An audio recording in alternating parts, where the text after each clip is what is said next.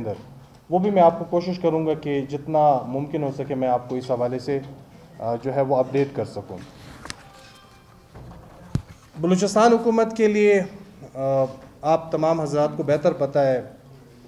कि सबसे एक बड़ा चैलेंजिंग सूबा है पाकिस्तान के अंदर, और यहाँ पे लॉ एंड ऑर्डर की सिचुएशन हम देखते हैं, यहाँ पे हम फाइनेंशियल क्राइसिस की शक्ल में मसाइल देखते हैं, और फिर पॉलिटिकल एक डिवीज़न है। आबादी बहुत कम है,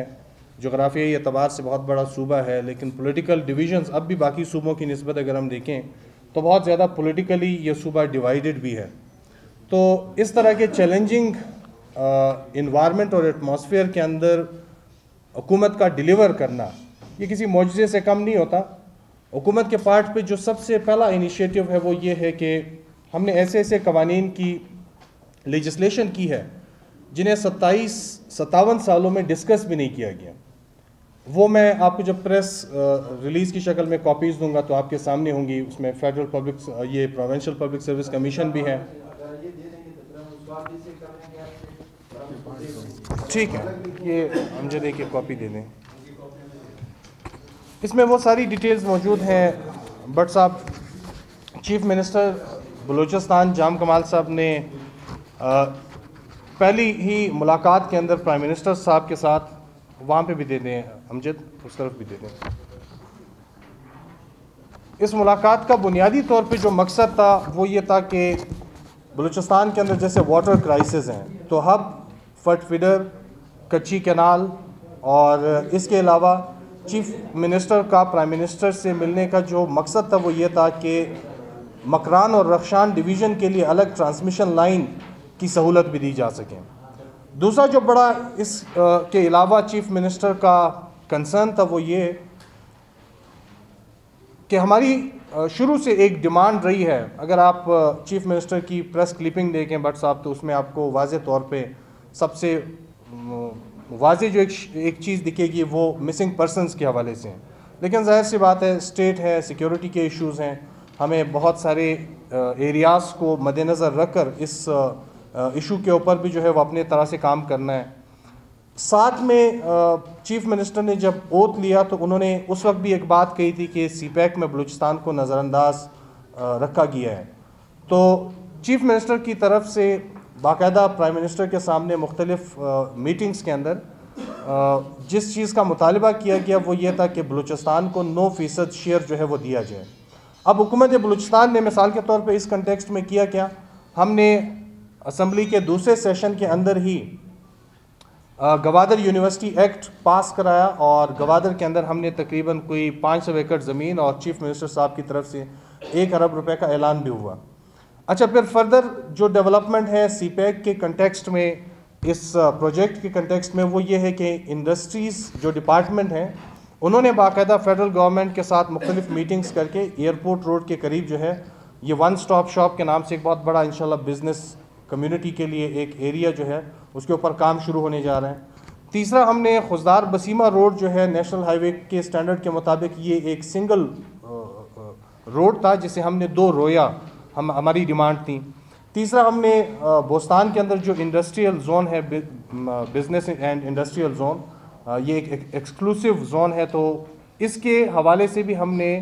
फेडरल हुकूमत के सामने, गवर्नमेंट के सामने अपने तहफ़्फ़ुज़ात भी रखे थे, और बहुत सारी चीज़ों के ऊपर फेडरल गवर्नमेंट और प्रोविंशियल गवर्नमेंट एक पेज पे भी हैं। अब चीफ मिनिस्टर की एक ख़ास दूसरी जो अचीवमेंट है वो ये है कि हमने thalassaemia, cancer, specifically chief minister के फंड से हमने एजुकेशन और NGO सेक्टर को फैसिलिटेट करने के लिए हमने बाकायदा एक पॉलिसी जो है वो बनाई है, वो कैबिनेट से अप्रूव भी हो चुकी है। फाइनेंस डिपार्टमेंट के पास ये पॉलिसी पड़ी है, तो बहुत जल्द लोगों को चीफ मिनिस्टर की तरफ से डायरेक्ट रिलीफ पहुंचाने का जो ये प्रोग्राम है ये भी इंशाल्लाह अपने तौर पे काम शुरू कर देगा। चीफ मिनिस्टर की क़ियादत में पहली जो कैबिनेट मीटिंग हुई, उस कैबिनेट मीटिंग के अंदर हमने education, health, law and order and water crisis, ये जो 4 एरियाज़ हैं इनको हमने अपने सामने रखा, और हमने इन चारों सेक्टर्स के अंदर जहाँ टास्क फोर्स बनाए तो वहाँ पे हमने इमरजेंसी भी डिक्लेयर की। और अगर आप कोई क्वेश्चन फर्दर इस पर कोई फीडबैक लेना चाहेंगे कि एजुकेशन के सेक्टर में क्या हुआ, फिर पानी के मसले के लिए क्या किया जा रहा है, किस तरह के जो है वो प्रोजेक्ट सामने लाए जा रहे हैं, तो उस पर भी मैं आपको जो भी आपका कंसर्न एरिया होगा तो मैं कोशिश करूँगा कि वह आपको अब तक की जो डेवलपमेंट है उससे आगाह रखूँ। चीफ मिनिस्टर का रिसेंटली कैद सालिक के हवाले से जो सर्वे आई वर्ल्ड बैंक के 14 से 20 अजला जो हैं वो ज़्यादा हिट हो चुके हैं ड्रॉट्स की शक्ल में। तो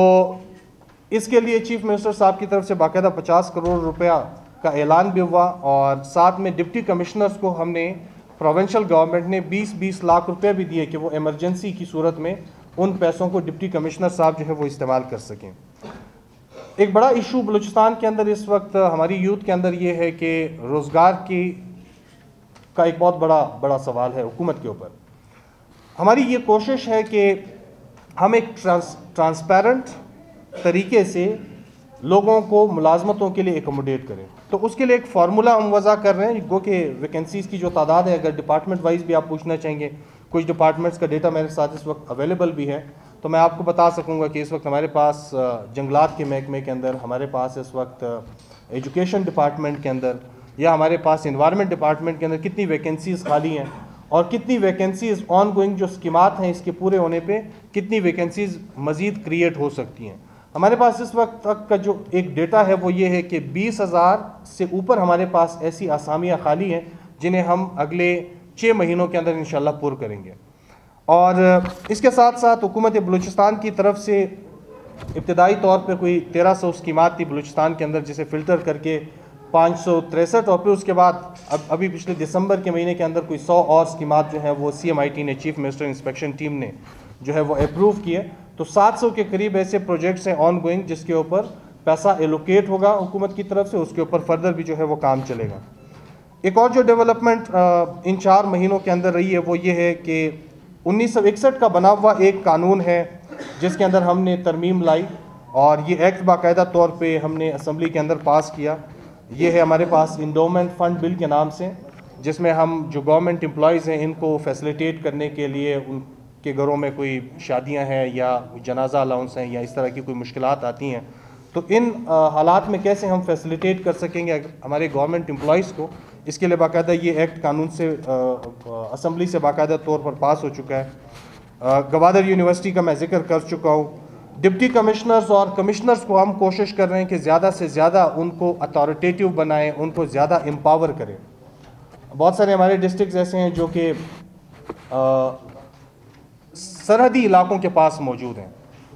बलूचिस्तान के अंदर लॉ एंड ऑर्डर का बहुत बड़ा इशू है, तो इस कंटेक्स्ट में चीफ मिनिस्टर बाकायदा एक अपने अंदाज में उनकी इंगेजमेंट्स हैं कमिश्नर्स के साथ, और फिर कमिश्नर्स को उसी अंदाज में इंगेज रखा गया है अपनी डिप्टी कमिश्नर्स के साथ। उनको बाकायदा ये इंस्ट्रक्शंस हैं कि उन्होंने अपनी हर तहसील का, हर ज़िले की सतह पे वीकली उन्होंने हर तहसील का दौरा करना है। वहाँ पे चाहे आपके पास हॉस्पिटल्स हैं, वहाँ पे चाहे आपके पास एजुकेशनल इंस्टीट्यूशंस हैं या गवर्नमेंट के मुख्तलिफ एरियाज़ हैं,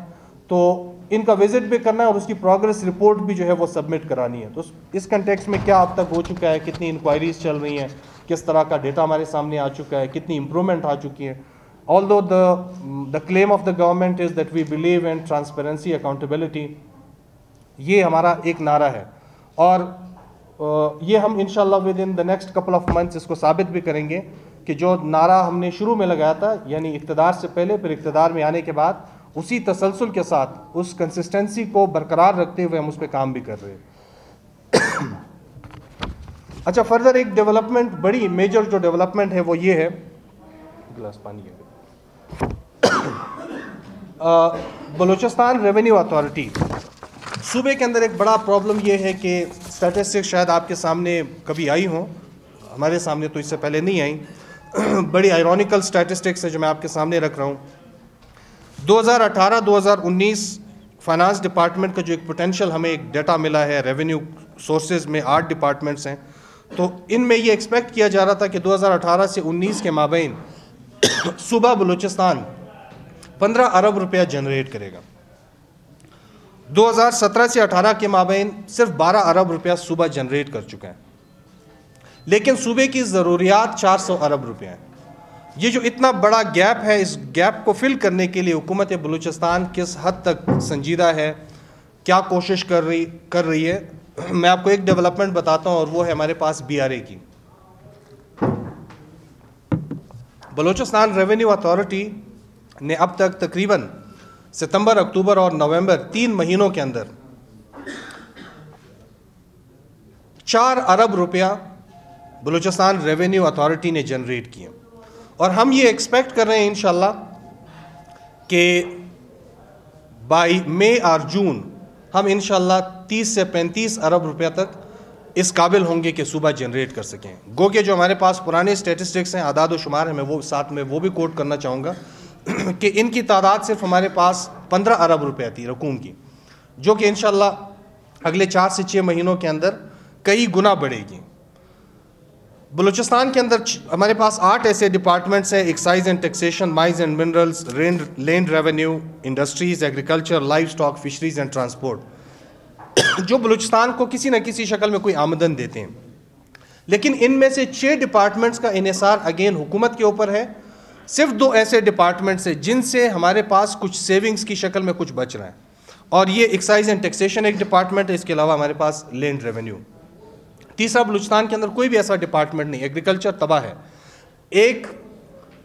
कोई हमारे पास ऑफिशियल्स की जो तादाद है सरकारी मुलाजमीन की, वो 3 लाख के करीब है। अब तक इस वक्त तक का जो बजट है इसमें 141 अरब रुपया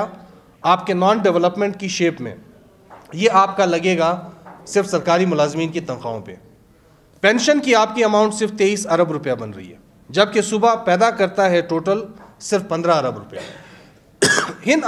इन हालात में सूबे को चलाना जाहिर सी बात एक बहुत बड़ा चैलेंज भी है एक तरफ, लेकिन दूसरी तरफ हम अपनी कमिटमेंट का दावा करते हैं कि इंशाल्लाह हुकूमत रिजल्ट्स देगी पब्लिक को। डेवलपमेंट्स का ये जो दूसरा पेज अगर आप देख लें, बलूचिस्तान की तारीख में पहली बार ऐसे हुआ है कि चीफ मिनिस्टर को, आप में से कोई भी यहाँ पे बैठा हुआ शख्स,